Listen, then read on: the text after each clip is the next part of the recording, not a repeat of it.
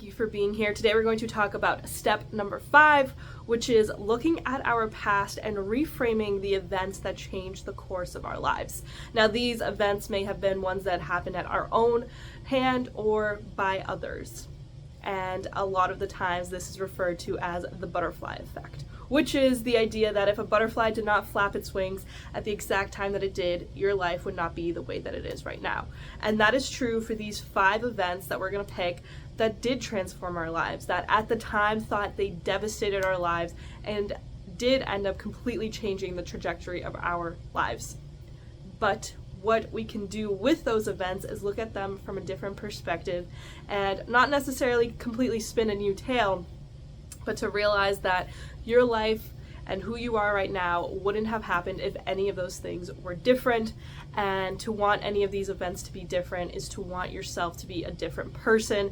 And we can't change the past, but we can change what we understand happened and what we learn from it.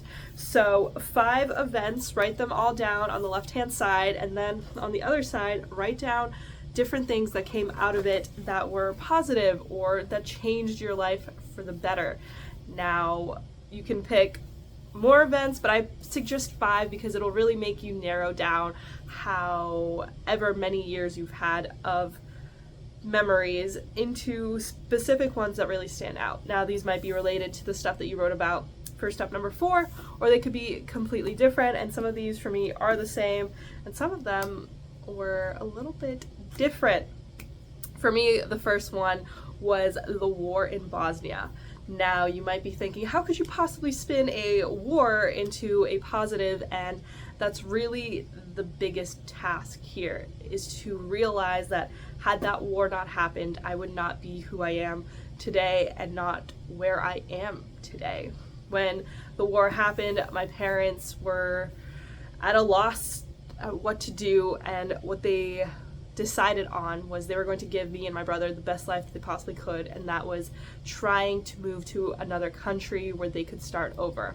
America was the only country that accepted them, and then when I was 2 years old, we were living in Boston, Massachusetts, because we had cousins that lived there. Everybody else from Bosnia was being shipped to St. Louis.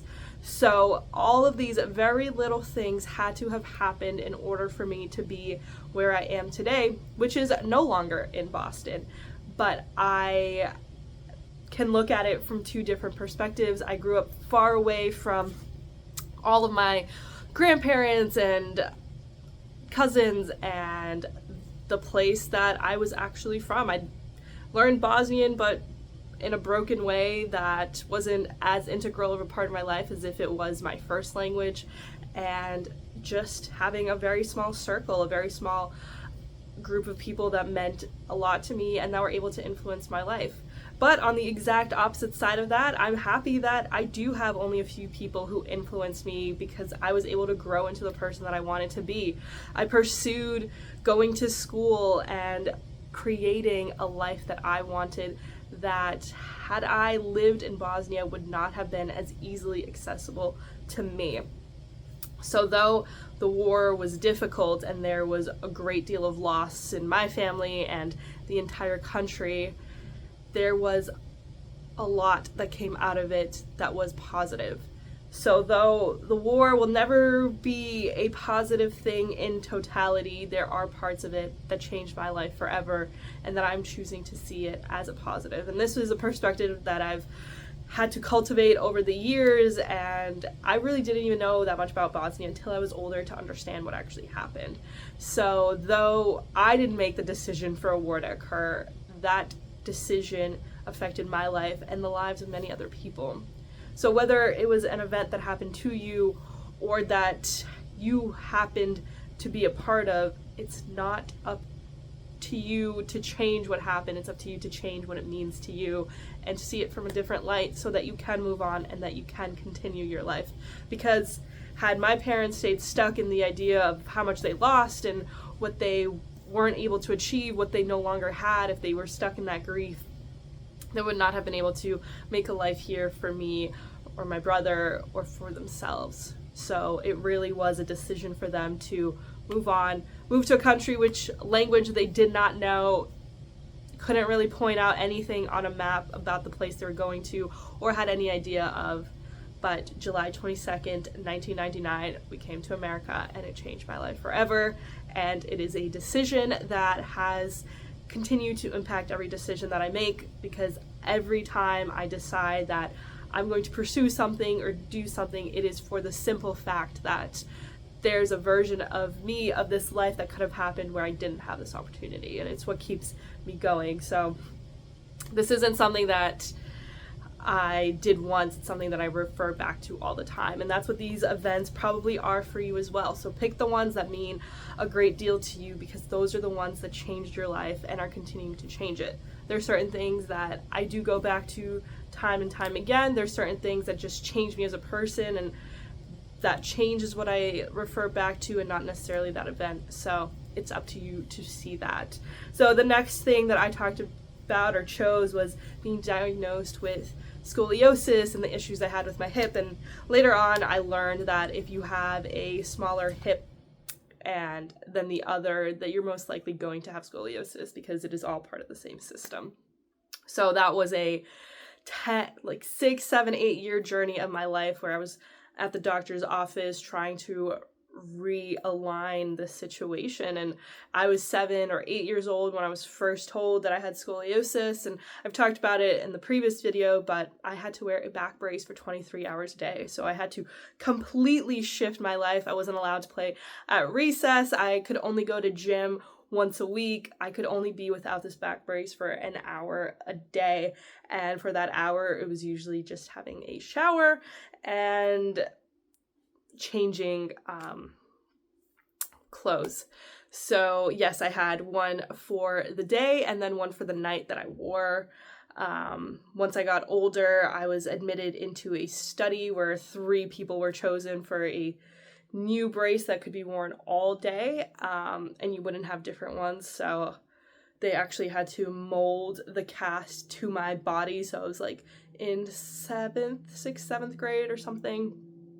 And it was hot plaster being put onto my body in a room full of doctors. And that was actually an experience that I remembered a great deal. But I was 14 when I finally didn't have to wear it anymore. And at that point, I had just become so resilient to having to take care of my health first and to taking care of myself first, that it became so ingrained in me that I had the power over my life. And as I mentioned before, I went from not being very good at school to being one of the top people in my class, and ended up graduating high school, I think 3rd. I didn't get a speech at graduation, but that's all right. We moved on, clearly. So certain things like that where I had to reframe it. Now, something like that, I had a cousin who had a similar issue, and she did not take it very seriously. She didn't take it as big of a priority for her, and her situation was a little bit different. So, but she never truly got rid of the problem. So it really does depend on how you approach something, and giving that much power to a 7-year-old over their life is pretty intense, but I made the best that I could out of it. And it was something that I carried with me for a long time. I didn't make my cross-country team my freshman year, worked really hard, and then got onto it my sophomore year through the end of high school. So there was a lot of things that came out of it because of the resilience it brought into me just through the decisions that I was making. So that was a pretty important thing that happened in my life, and now is something that I don't really talk about, but that resilience is still something that I carry with me. My third one was not getting into Tufts University or Northeastern University. I wanted to be a chemical engineer. That is what I went to school for, but I wanted to go to one of these schools. Both, however, were very close to where my parents lived and in Boston, which I had grown up going to, and I didn't get into either. I ended up getting into WPI, which was about an hour or so away from my parents' house, and I had to live there. I was in a dorm, and then I had an apartment for 3 years, and I had a great experience. I had to go through a different idea of myself, but I got to travel to so many different countries. I think it was like 10 different countries. I was able to double major. I got to be really close to a lot of professors and learn a lot and explore all of my different interests. Now, would that have been possible at those other universities had I gone? Maybe, but maybe not. And I had to realize that I got a lot of opportunities and I was meant to go there, and it meant a lot to me to be able to do that. And I didn't get into those other universities, and now college is not something that I think about that often, which is an important point as well, that there are things that we go through that we will care about for a short period of time, and then once we're through it, we no longer give it that energy. So we have to be able to realign our energy as often as we can, which is what we talked about in step number 3, is what deserves your time and your money and your energy. And if you are not giving it into the right place, you are going to feel like you've been robbed, but actually it was a decision that you made. So you have an abundance of time and energy, but it is where you are spending it that matters, and we have to bring that energy back on ourselves. If I had spent all that time feeling sorry for myself, that we were refugees to this country, or that I had these health problems that made me weird to everybody in class, or that I didn't get into the top universities, I would have not been able to create something out of that situation, and not just a something, but the life that I live now.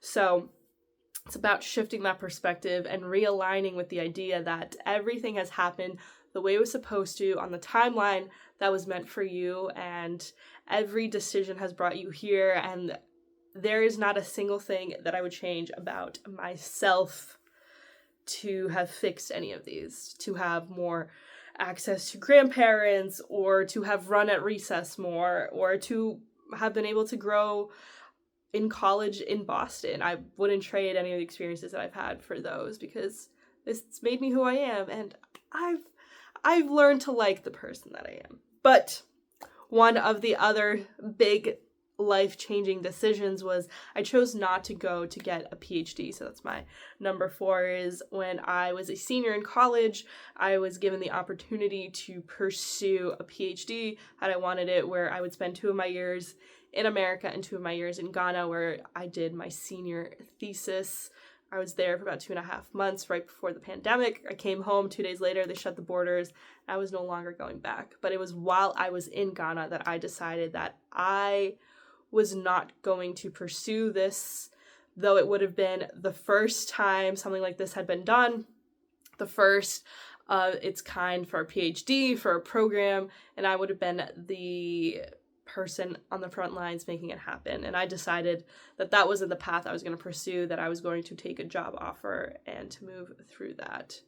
So, very important. And the last one was losing my job, and that happened earlier this year. And if you had asked me the day that it happened, if I thought that it was for the best, it would not have been what I said. But because of my perspective on it, I looked at it and I was like, I was able to pay off my loans through that job. I was able to get myself out of the situation of being around people who were just not good for me.